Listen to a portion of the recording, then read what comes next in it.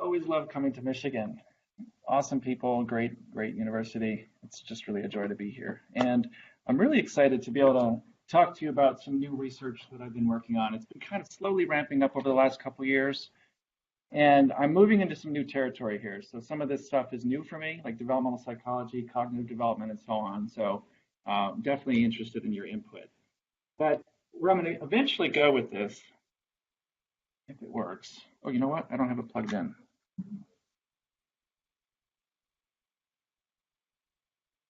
Is this question: who is at risk for gaining excess weight and becoming obese?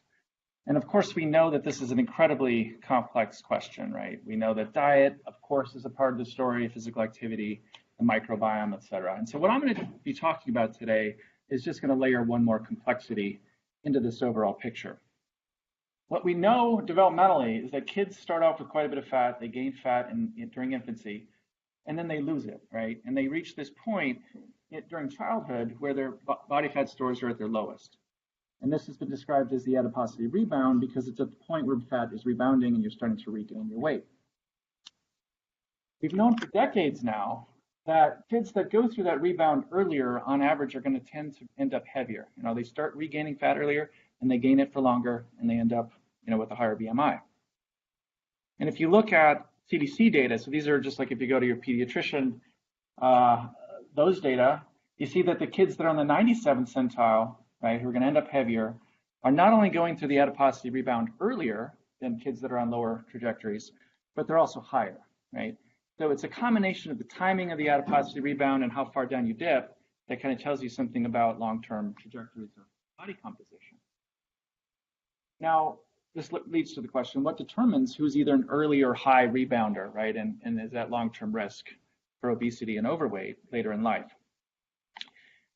The research that I'm going to talk about actually started and had nothing to do with obesity or overweight, right? That we set out, it was a group of anthropologists and myself, to try to quantify the cost of the brain developmentally and see some of the implications of that for understanding the human life cycle and the rate of growth and other questions. Those findings eventually did link up with obesity, but what I want to walk you through today, at least in the first part of my talk, is some of those initial questions that we pursued that led us to these connections with obesity. Do a quick overview on that. And as an intro to that, I'm going to start with a picture of my son here. So this is about 5 years ago. He's about 9 months of age, and he's doing something that no other mammal really does. He's way too young to go out and find his own food and feed himself, and yet he's eating something other than breast milk. He's eating this specially prepared weaning food. Humans do this, and we know why, because it allows us to wean earlier, which allows the resumption of the next pregnancy earlier, which shortens the interbirth interval and means that there are a lot of, we have a higher fertility, but there's a lot of humans in the world in part because of this, right? So evolutionarily, it's pretty clear how this pattern would have evolved. There are clear advantages to that. But there's other stuff going on here that separates our life history from that of chimps. You can see that adulthood starts much later, and this childhood is like kind of stretched out, right? And integral to that stretching is a great slowing down of the rate of childhood growth. All right, so that's crucial to this. And let's take a look. I'm going to give you a sense for just how unusual we are with respect to this characteristic. So what this shows is called the Kleiber line. And this shows metabolic expenditure. So think of this as calories spent per day and how that relates to body mass. These are both log scales. And so this exponent here is less than 1. So what that shows is that as you get bigger, go from smaller organisms to larger organisms, total caloric expenditure is going up, but efficiency is increasing, right? So the rate of expenditures is going up more slowly. And why that is, there's debates about that. There have been for many decades. What it shows, though, is that organisms are constrained by their body size and how much energy they have to expend across the various functions. And it's not surprising in light of this, if we look at growth rate. Okay, so this is growth between birth and about 40% of adult size. Notice that the exponent, again, is 0.75 roughly, right? So this is a component of that overall expenditure. It has the same sort of scaling. We've got mice and rats and guinea pigs and sheep right on the mammal line.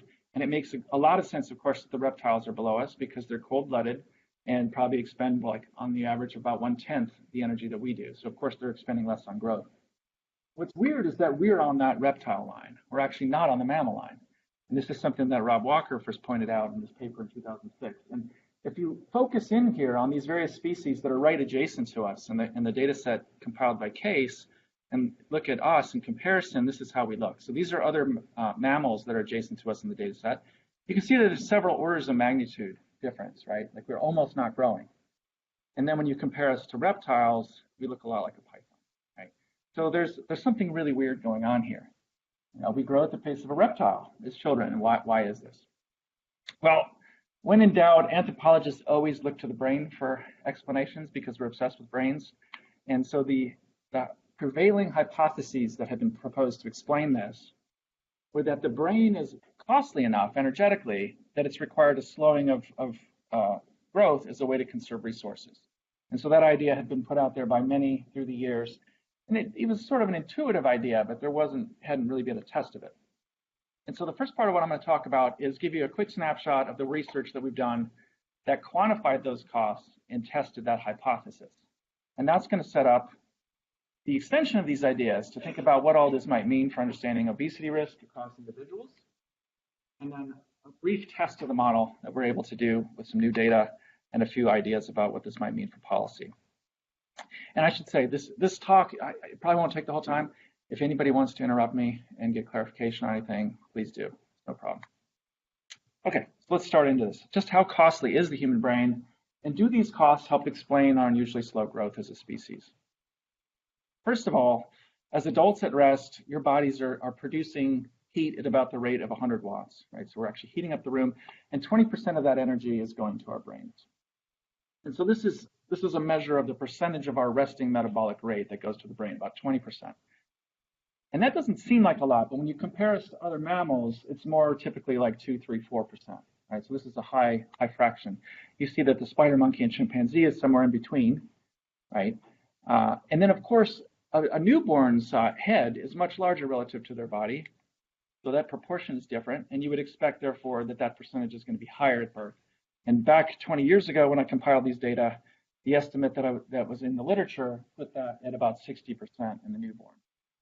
Right. So this idea that we might have to slow our growth as a way to conserve resources and kind of subsidize the brain doesn't seem crazy. I mean, that really is a very substantial energetic drain.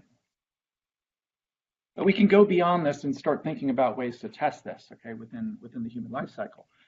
If our costly brains explain our slow growth, the age of slowest body growth should also be the ages of highest brain energy needs, right? So we should see, because the changes, the cost of the brain change dynamically across development, and so does growth rate, and we should see some correspondence between those two.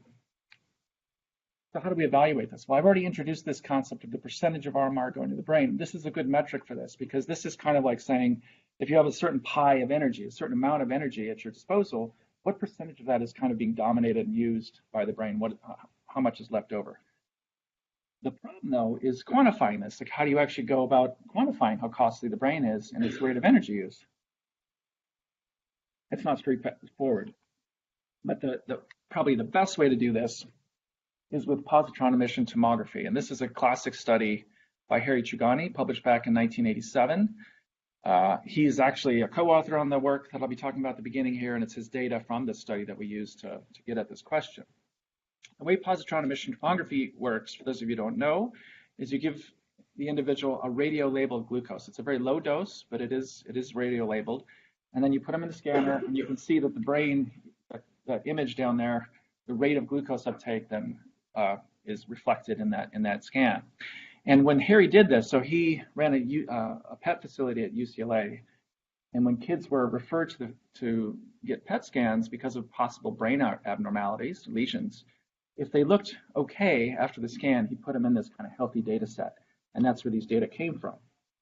So this is that paper, and you can see that he's got some adult controls over here, and the red line is the adult level of brain use. Now this tells you is the rate of glucose use per gram of brain, and these are all cortical tissue, different regions of the cortices.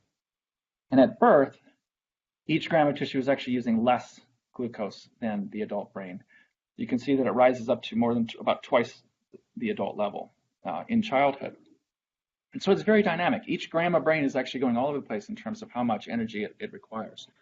So what underlies these changes? Well, the main energetic consumer in the brain is actually synapses and the firing of synapses and their maintenance. And there's this constant use of ATP, all right, to maintain these gradients of ions and so forth. And even when you're sleeping, this is just constantly chugging away, very energetically costly. So this is not a story about brain growth. This is about the story about the maintenance of synapses.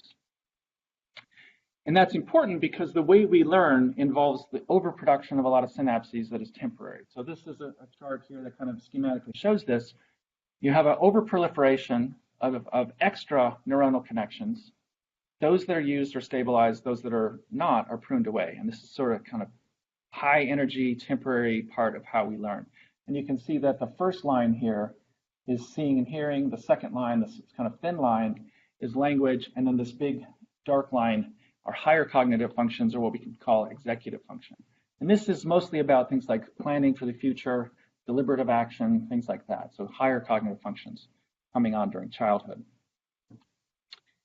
And this is a kind of simple schematic showing executive function development across the life course.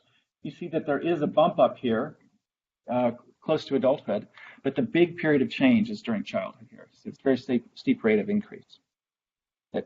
And that corresponds with the period of peak synaptic densities. So here you see the synaptogenesis happening, where synapses are being formed, right? You've got that period of high learning, and then you've got the pruning that happens after that, right? Here are similar data. These are dendritic spine densities. So this is where the axons connect to the dendrites. It's another measure of the number of synapses. Again, you can see that it's peaking out right around the time when all that intense executive function development is happening cognitively, right?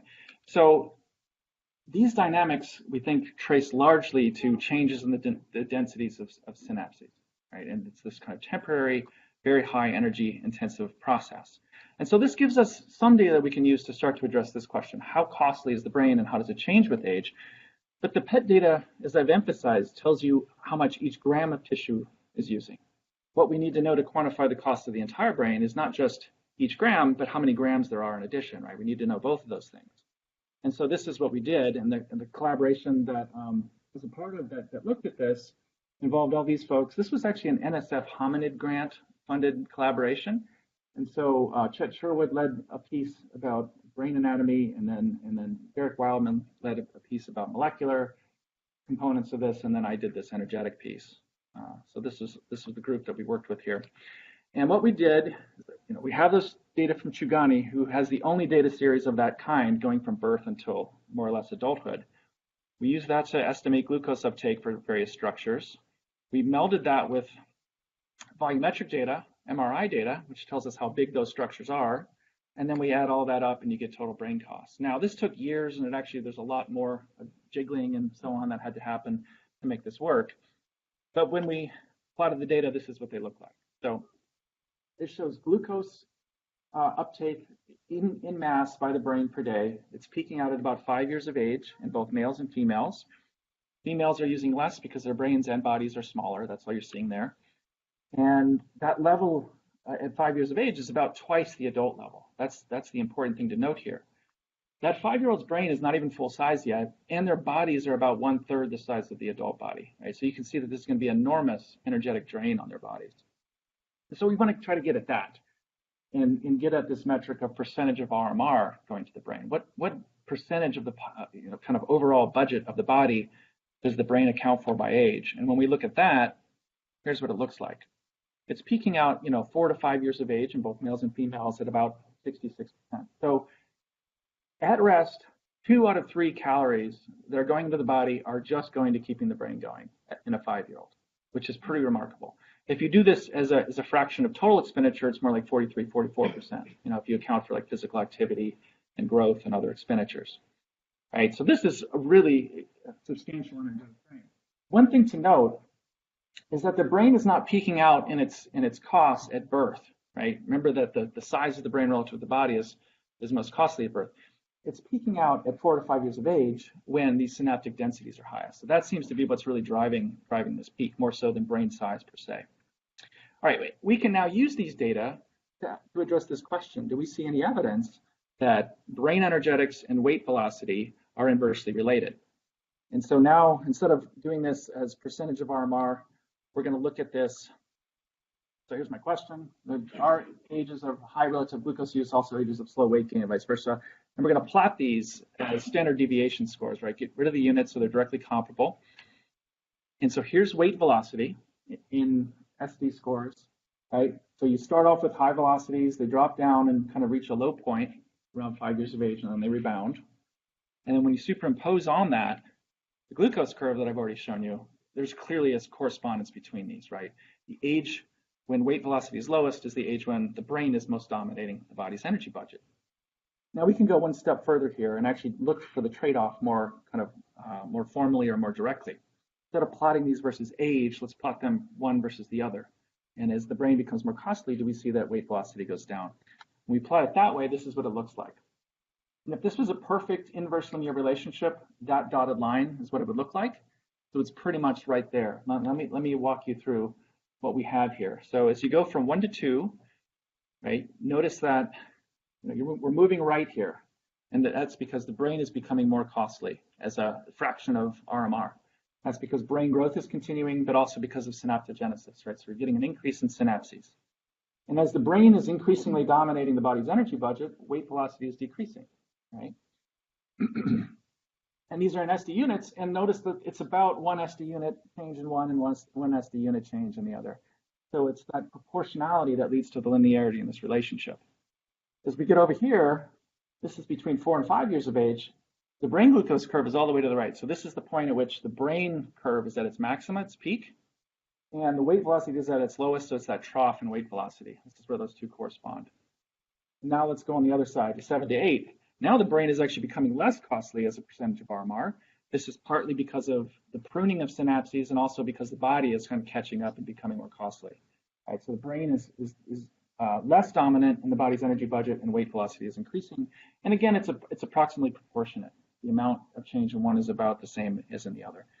So I think we have pretty good evidence here that these two things co-evolve, that why we grow slow is very clearly linked to the energetic cost of the brain. So let's wrap up this first part. Okay, we had this already kind of knew why we weaned early, but this other aspect of our early development, why we grow so slowly, it wasn't so clear. I think our data show pretty clearly that the ages of peak RMR to the brain are also ages of slowest growth, and that you have this nice inverse linear relationship between the two, between infancy and puberty. So it really looks like there's been a trade-off there. Okay, so this shows, we've used all these various data, right? We used PET data from one sample, we used MRI data from another sample, and then we used brain volumes and body weights from another sample, and brought them all together, and the results were really clean, much more so than I was anticipating. But nonetheless, this is just kind of an aggregate snapshot of a human, right? We have no idea how variable this is across populations, across kids, and what are the potential implications of that? And might be there's some impacts on weight gain and risk for obesity. So this is the second part, the main part of my talk. Implications of the childhood brain energetics peak for understanding the development of obesity risk.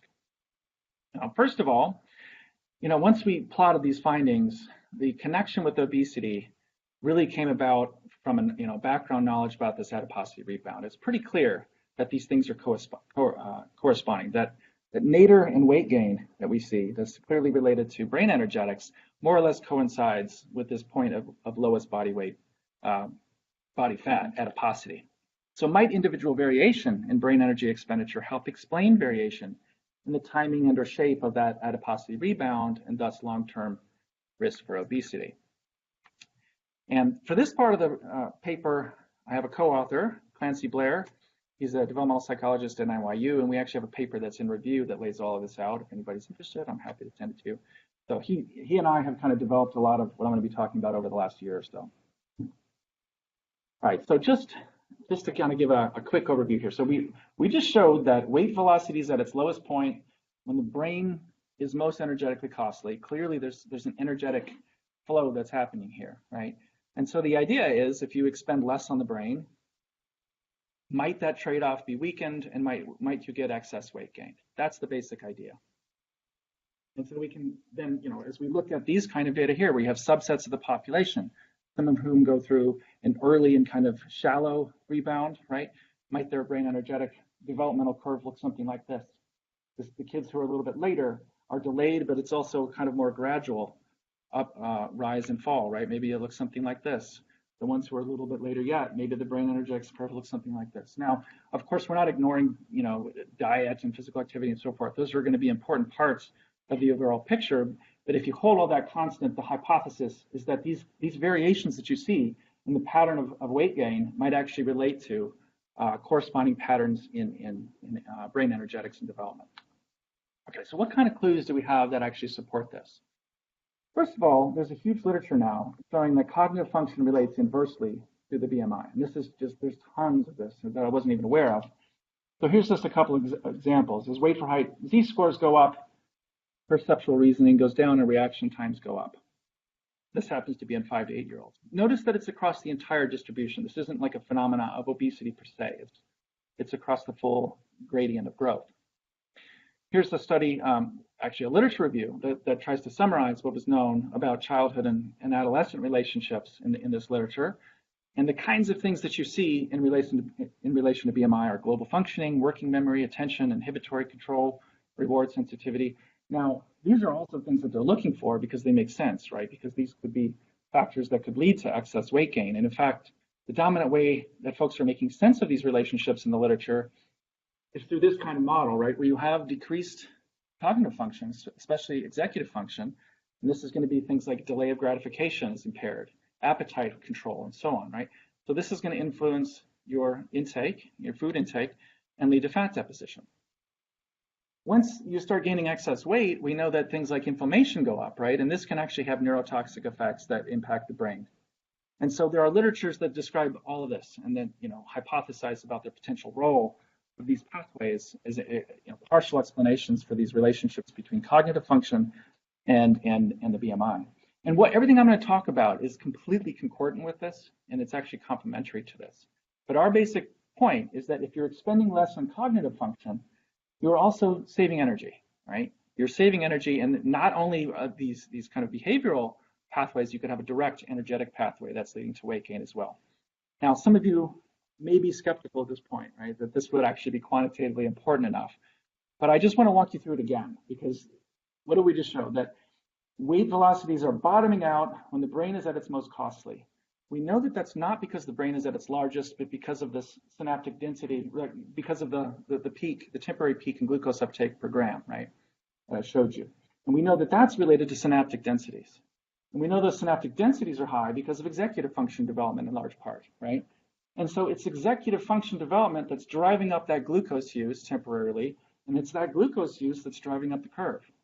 And so if we have evidence for reduced executive function, okay, this is almost certainly suggesting that less energy is being invested in those tissues.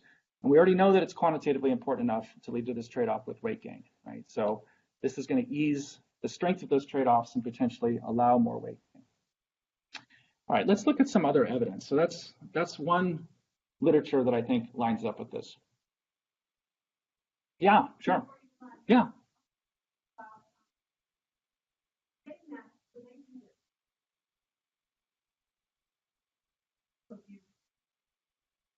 Yeah, glucose use and weight gain.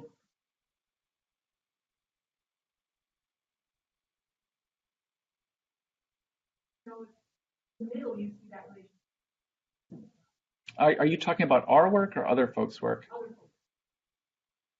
Oh, no, this is across the full distribution. You see it in young kids, you see it in adults, and you see it across the full BMI distribution. So, I mean, I showed you that one. These, for instance, right? You don't really see that there's a threshold, and that's typical. Yeah.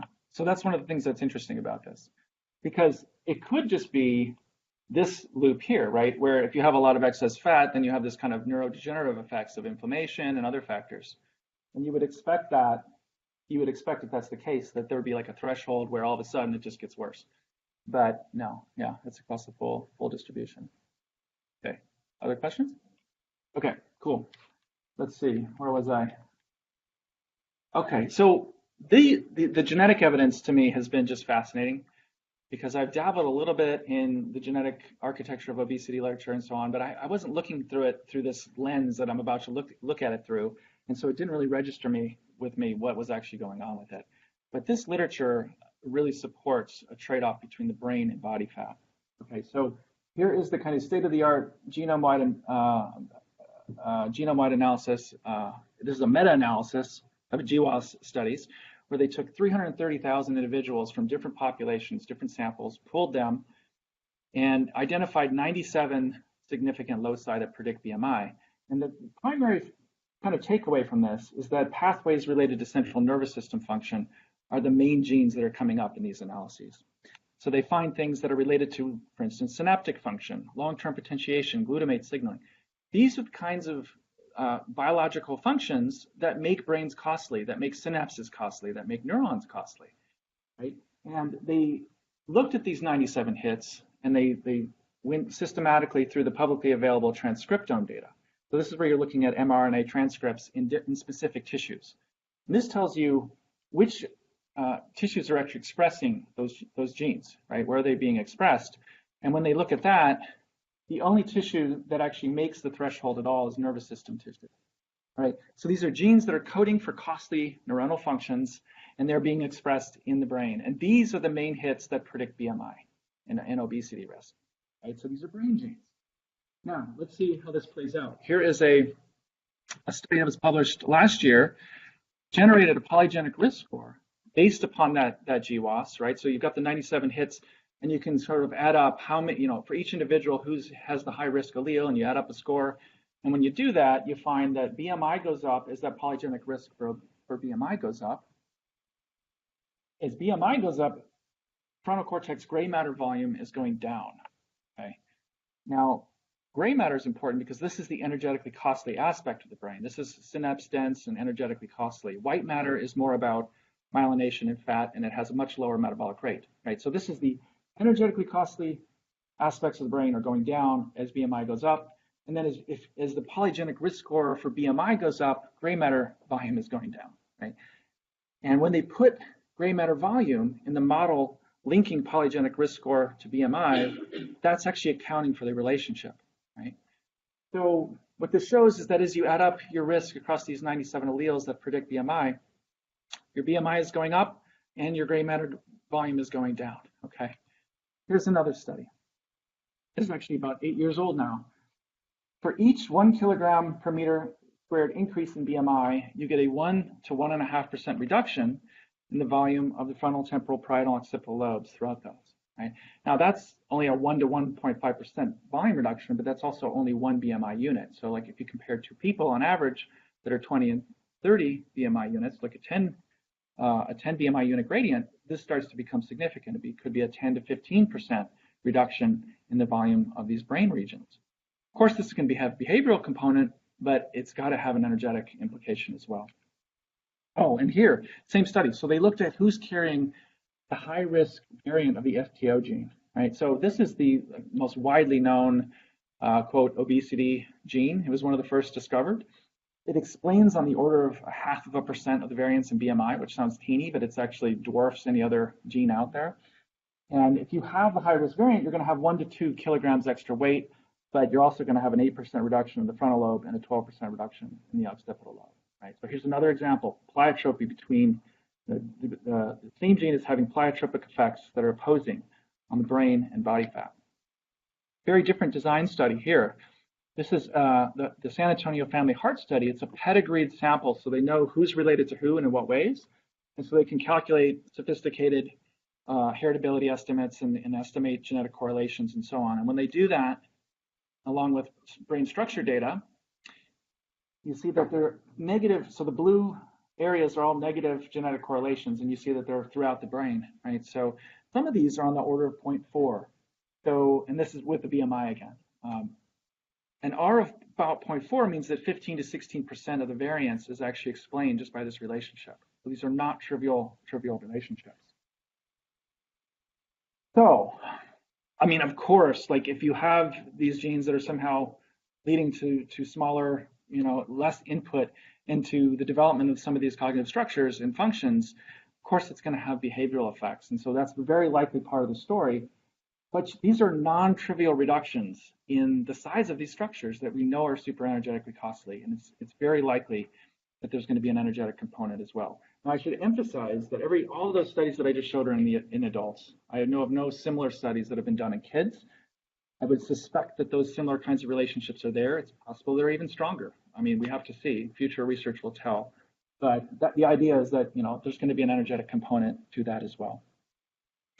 All right, so as a kind of first foray into policy here, you might be thinking, man, this is a bummer, right? Now this kind of research is showing that genes are somehow, influencing the brain and body fat, and does that just mean that, your fate is kind of set? And I think that's the wrong way to think about it, because when you see genetic pleiotropy of this sort, what this is telling us is that there are connections between functions. And those connections can actually be levers, right? We shouldn't think of them as hardwired, because most genes, okay, if you think about eye color, yes, whether if you're homozygous for blue eye genes or whatever, you're going to have blue eyes, but that's not how most traits operate, right? I mean, there's environmental contingency to how things play out. And this is the concept of developmental plasticity. This concept does not negate the importance of genes. It just acknowledges that most genes code for flexible capacities and traits, right, that are contingent. And really, there's no better example of that than the brain, of course, right? So in this case, we're talking about genes that are coding for things like synaptic function and neuronal biology, right? These are what underlie plasticity in the brain. And there is no more plastic organ in the biosphere, I don't think, than the human brain, right? So this is quintessentially plastic. And so when you see evidence here that there's a gene, for instance, that increases cortical thickness, gray matter volume, and so on, but also leads to a reduction in fat deposition, like the FTO variant that I showed you, I think it's extreme. First of all, we know that that's actually being expressed in the brain, right? So these BMI genes are being expressed in the brain. So that's the arrow of causation here, right? If we can come up with interventions that stimulate those same biological functions that the genes are having, okay, say educational interventions that increase energetically costly traits like synaptic function, cortical thickness, gray matter volume, might those have the same sorts of effects that we're seeing in these genetic pleiotrope trade-offs that I've shown you? As far as I know, no study has actually looked at, say, an educational intervention of any sort and then followed up with brain structure MRI data. And if anybody knows of those studies, I'd love to learn about them. But we do know that if you look at kids in relation to their parental education, there's a gradient. The gray matter thicknesses go up, right, as you see here. Thicker cortices likely mean that high SES kids devote more energy to the brain. This is the energetically costly part of the brain. Here's another study where you see cortical thickness, but also surface area going up in relation to parental education. Increased cortical thickness and surface area likely means that high SES kids are devoting more energy to the brain. Again, this is a really interesting study. They followed kids from 1 to 4 years of age, and they watched how the parents interacted with the kids. If the parents were very involved and engaged and kind of helping the kids with problem solving and things of that sort, at 8 years of age, at the follow-up, they actually had significantly thicker cortices, gray matter volumes, and larger brain volumes, right? So kids reared in supportive family environments likely devote more energy to the brain. So I think it's reasonable, these are obviously observational studies and so on, but I think we have enough evidence that being reared in a good environment, ISES, engaged parents, you're going to have thicker, cortices and so on. You're going to have more of these energetically costly aspects of your brain that could lead to an increase in trade-offs with fat addiction. All right, so that's the kind of conceptual argument. Now let's see if we can quantify this a little bit. How large of an effect might this realistically have? And this is extremely hard to get at because we actually have no idea how variable brain energetics are across kids. Like I said, we have our estimate from that study that I showed you, but that was very much a composite of 3 different populations. Haven't a clue. There's no error bars on any of that. When people ask me, I'm like, I have no idea, because it's really, we just got point estimates that were based upon this aggregate kind of composite. How variable is this? Well, what we know is that variation in global brain energetics are going to trace to 2 things, to the size of structures and their rate of metabolic activity or energy use, right? And we do have some sense for how variable these are. So here's brain volume data, and at the very left is 4 years of age is where it starts, and you can see there's quite a bit of variability there, right? In normal kids, healthy kids. These are Chugani's glucose uptake rate data. Again, there's variability, and these are pretty small samples, at least especially with the PET data, but there's going to be variability. Everything is variable. And as a hypothetical kind of starting point, we could compare 2 individuals, one who has brain energy expenditure that's 20% above the mean for their age and one that's 20% below. And here what we're using, when we publish those data, okay, that we used in the PNAS analysis, we also published a supplement where we actually quantified, kind of predicted the estimates of brain energy costs and so forth by age. It was in the supplement, so we're just using that. And what we're doing is we're assuming that the savings of going from the high brain, the low brain expenditure is the caloric equivalent of becoming more sedentary. Right? So you've got a kid who's 20% above the mean, has some caloric expenditure, and one who's 20% below, some caloric expenditure on the brain. You take the gradient of those, that's your savings, and then we can plug it into this equation. This is empirically derived equation that shows that as your energy flux, that is your intake in excess of expenditure, increases by 10%, you're eventually going to stabilize on about a 4.5% heavier body weight. All right, now this is a study that actually followed kids and did this empirically. So if we do all that and we calculate the new body weight starting at the 50th centile and then recalculate the BMI based upon that energy savings, this is what we find. So this is the impact on the BMI. So at about 4 years of age, the impact is going to be greatest in males and females, and you could expect about a 1.2 kilogram per meter squared increase in the BMI. Now, that may not seem like much because if you look at adults, there's a huge range of variability in BMIs. Like I think that's within the error bar. I don't even know what my BMI is, but I'd be surprised if I knew it to within 1.2 units, right? But back here, where we're looking at, okay, where this is actually peaking out, the variability in BMI right before the adiposity rebound is actually quite a bit truncated. And so that would be the equivalent of moving from this 50th centile up above the 70th centile. So it's not trivial. Now the point here, obviously this, comparing this 20% above and below, this is a very hypothetical contrast. The point is that if there's anything to this at all, what it suggests is that brain energetics are going to help us understand who's where in that distribution of BMI, like who's on the high end, who's on the low end. This could, at the population level, have some important impacts on explaining that variability. Also, as the population undergoes a secular trend and gains weight, let's say as the nutrition transition happens, right, and everybody's kind of shifting to the right, where you are in that distribution is also going to determine who kind of crosses the threshold into obesity earlier, right? So this could have important impacts, especially under conditions of nutritional change. All right, so I think this could be quantitatively important. I think that the numbers line up with it being potentially relevant. Now, how do we go about testing this? As I've already said, there aren't much in the way of data out there about how costly the brain is across kids. But I was very fortunate to meet Ann Reagan, who's at Northwestern Med School in radiology, and who connected me with Suzanne Schnell. They have like Chugani's data, or really the only data of their sort for glucose. They kind of have the only data of their sort for blood flow, and I'll explain how this is important here. So in our PNAS analysis that I showed you, we use PET data to estimate glucose uptake as a way to calculate the fraction of the body's metabolism that's going to the brain. With cerebral blood flow, this is a non-invasive measure, right, that you can use in healthy kids. It's closely correlated with energy use.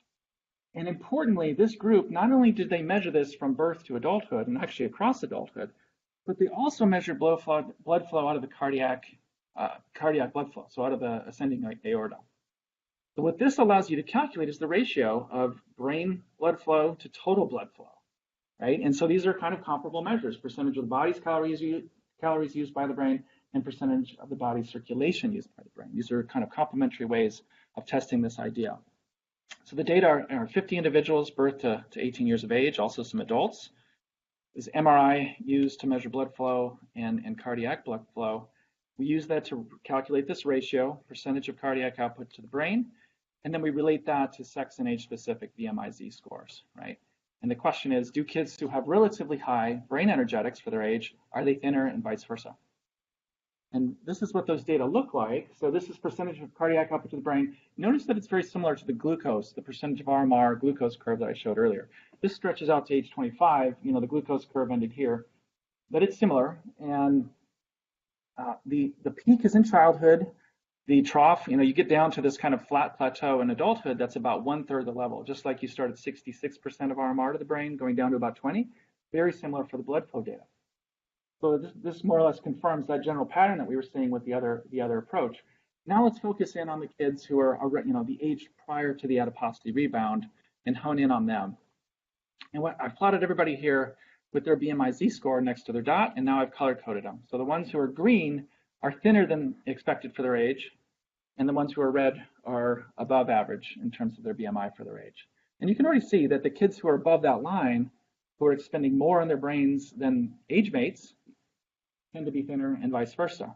So now we can calculate the residuals here, right? Residuals from this line and relate that to the BMI, and sure enough, there's a relationship there.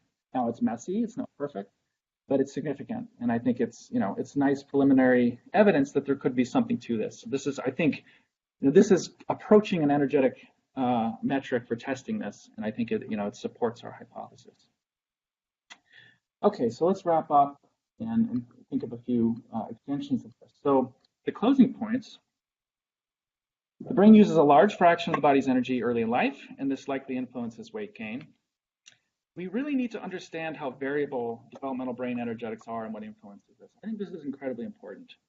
If you think about the body's energy budget and how much effort we put into trying to understand physical activity versus intake versus various factors, early in life, the brain is accounting for between 43, if you're talking about full, inclusive of activity, 43% of the body's energy budget is just going to the brain. And we have no idea how variable that is. It's a complete black box. That could be a really important part of individual risk for weight gain. And I think the bigger implication here is, might interventions that stimulate cognitive development also increase brain energy use and thus reduce weight gain? And I think that, we do have reason to suspect that this is going to be the case. If you at least look at kids raised in good environments, they do have what appear to be more costly brains, and we need to be able to quantify that. One experimental approach that gives us a little bit of insight into this is the Carolina Abecedarian Project, ABC study. This is a famous study. It was back in the 70s. They had 57 treatment kids and 57 control kids, so it's very small samples. The treatment was the first 5 years, 8 hours a day, supervised planned caregiving, but also these cognitive and social stimulation exercises. And they saw evidence for large positive effects on health, and especially so in males.